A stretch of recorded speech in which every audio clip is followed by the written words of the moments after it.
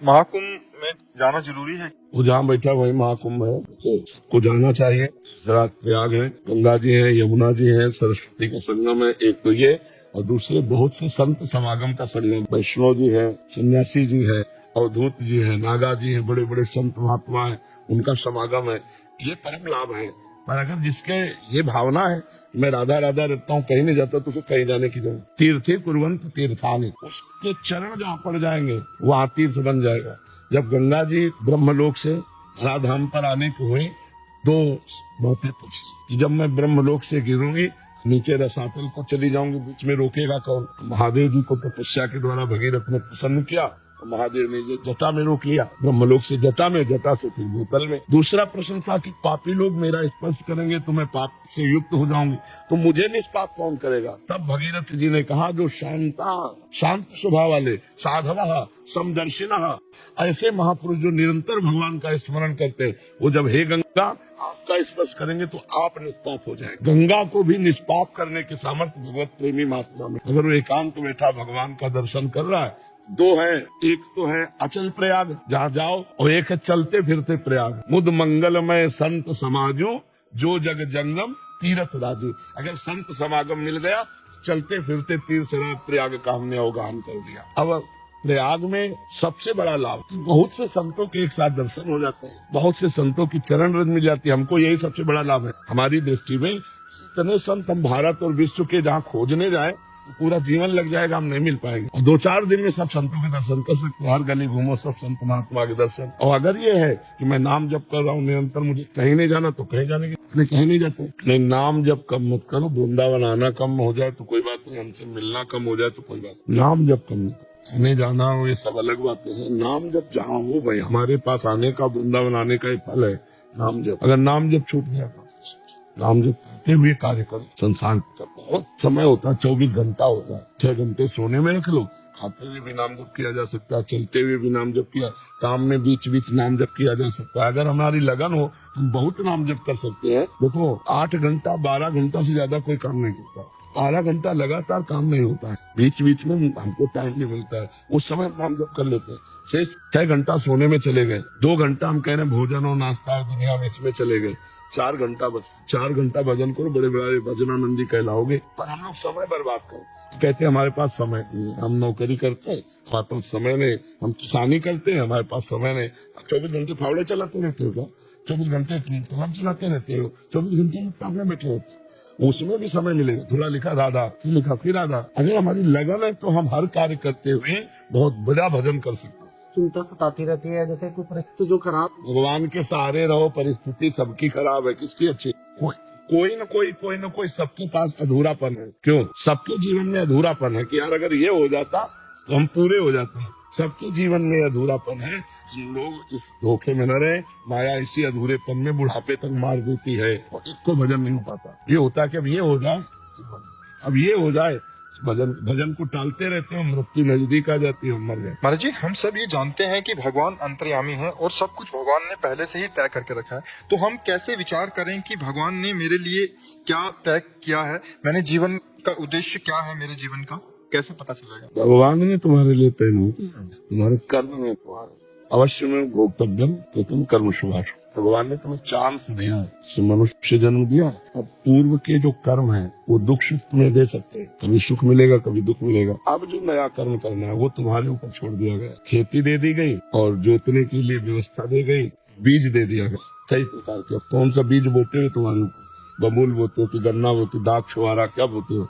ऐसे ये कर्म भूमि भारत भूमि, तुम्हें बुद्धि दे दिया गया, उसके बाद छोड़ दिया गया। इसमें क्या कर्म करते हो? पाप कर्म करते हो, पुण्य कर्म करते हो, कृष्ण भजन करके भगवान को प्राप्त करते हो, गंदे आचरण करके नरक जाते हो। इसमें भगवान ने निश्चय नहीं किया, तुम्हारे ऊपर निश्चय छोड़ा गया। तुम जो कर्म करोगे उसी का परिणाम तुम्हें मिलेगा। अब यदि अपने आप को भगवान के चरणों में समर्पित करते हो तो वो बागडोर संभाल लेंगे। अभी तो अहंकार को समर्पित हुआ, मैंने ये किया, मैं ये करूंगा, अहंकार विमूढ़ात्मा करता अमित मन्यते, मैंने ऐसा किया, मैं ऐसा कर सकता हूँ, मैं ऐसा करूंगा, है ना। अभी भगवान नहीं है, अभी अहंकार। इसी अहंकार को मिटाया जाता है साधना से, तब देखा जाता है कि सब कुछ भगवान।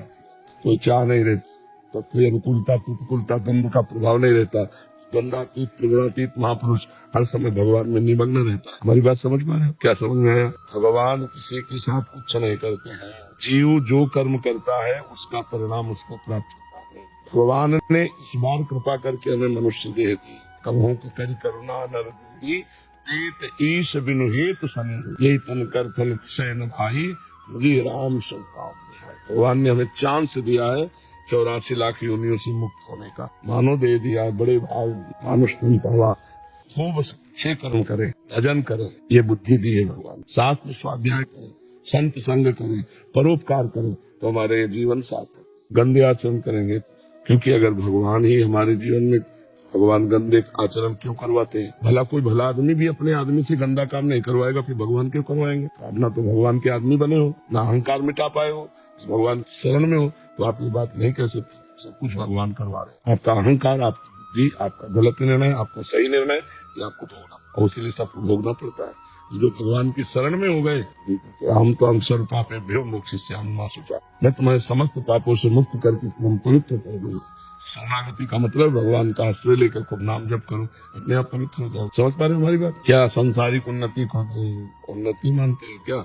जब दैवी आपदा प्रकट होती है तो सब दास करती चली जा रही है। आकाश, वायु, अग्नि, जल, पापाचरण करोगे, लौकिक उन्नति होते हुए तुम्हारा सर्वनाश हो जाए। कभी पृथ्वी हिल गई, कभी जल अपनी सीमा से ऊपर उठा, कभी वायु झकझोर दिया, कभी आग लग गई, कभी आकाश से ओले बिजली की, सर्वनाश हो गया। लौकिक उन्नति ये कोई उन्नति नहीं है। आध्यात्मिक उन्नति, आध्यात्मिक उन्नति, आध्यात्मिक स्थिति, आध्यात्मिक भावना ही भावना है, उसमें न जाए। धन्य है भारत देश, एक बार पानी ग्रहण किया तो जीवन भर निर्वाह किया, जिसको स्वीकार किया जीवन निर्वाह किया। यहाँ सती होते हैं, यहाँ यति होते हैं, ये धर्म क्षेत्र है, तो उन्नति होती क्या? क्या उन्नति? क्या उन्नति? विलासिता, भोग के मरो नरक जाओ, विलासिता ही तो है, और कौन सी उन्नति?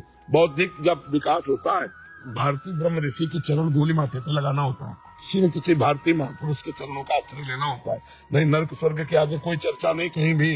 अगर जीवन मुक्तता, प्रेम, ज्ञान, योग, ये सब भारत में हो, तो विदेश की तुलना थोड़ी हम अपने भारत से कर सकते। हमारा भारत धार्मिक देश है, शांत देश है, शांति पर है और धर्ममय है, तो हम अपने देश की तुलना में किसी को इसलिए नहीं कि भारतवासी, वैसे भी प्रमाण दे सकते हैं आप। यहाँ जो ब्रह्म ऋषि है, यहाँ जो पातिव्रत धर्म है, यहाँ जो छात्र भाव है, तो आपको कहीं नहीं मिलेगा। थोड़ा विदेशी है, कल्चर यहाँ आ गया है, इसलिए गंदगी फैलने लगी है। Boyfriend, girlfriend, live in relation, ये सब विदेशी है, ये अपना नहीं है। हमारा देश ऐसा है कि एक बार स्वीकार कर लिया तो आज जीवन निर्वाह। ये डिवोर्स तो हमने कभी सुना नहीं था, ये तो आप चला है। नहीं, गाँव में कौन डिवोर्स चला है? चाहे जैसी पत्नी हो, चाहे जैसा पति हो, ब्याह हो गया, अब निर्वाह करना है, और दोनों बड़े प्रेम से संतानें बढ़िया पवित्र बुद्धि वाले उत्पन्न हो।